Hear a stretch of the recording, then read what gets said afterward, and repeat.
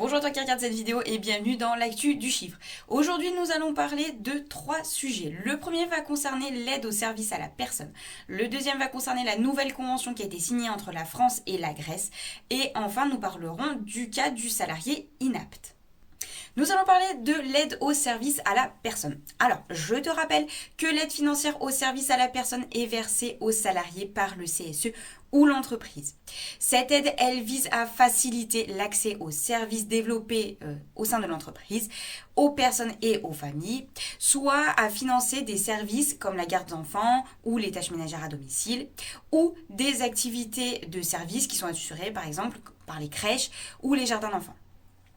Alors, cette aide, elle bénéficie d'une exemption d'assiette de cotisation de sécurité sociale, du versement mobilité, des contributions FNAL, de CSG, CRDS et de taxes et participations qui sont assises sur les salaires à hauteur de 2 421 € par salarié bénéficiaire par année civile depuis le 1er janvier 2024. Nous allons parler de la nouvelle convention qui a été signée entre la France et la Grèce, publiée en janvier 2024 et dont les dispositions sont rentrées en vigueur depuis le 30 décembre 2023. Cette convention a pour but d'éviter la double imposition en matière d'impôt sur le revenu et de prévenir l'évasion et la fraude fiscale.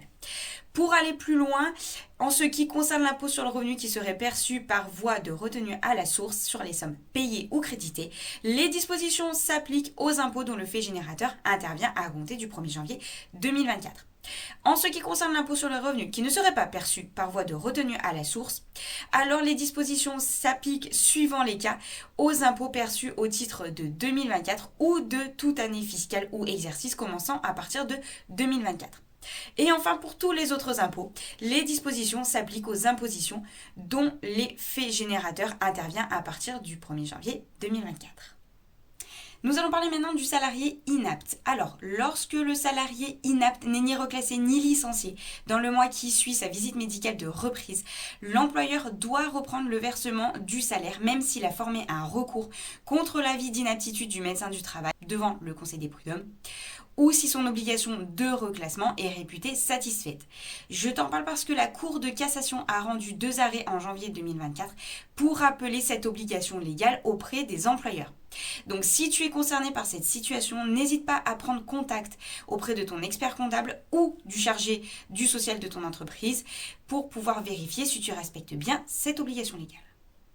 Et voilà, c'est terminé pour aujourd'hui. Je te remercie d'avoir regardé cette vidéo. Je te remercie d'être arrivé jusqu'au bout. Alors, je te ferai pas le speech habituel du commentaire, du partage et du like, puisque si tu regardes mes vidéos, tu le sais déjà. Je vais donc te souhaiter une excellente journée et puis je te dis à bientôt dans une prochaine vidéo de l'actu du chiffre.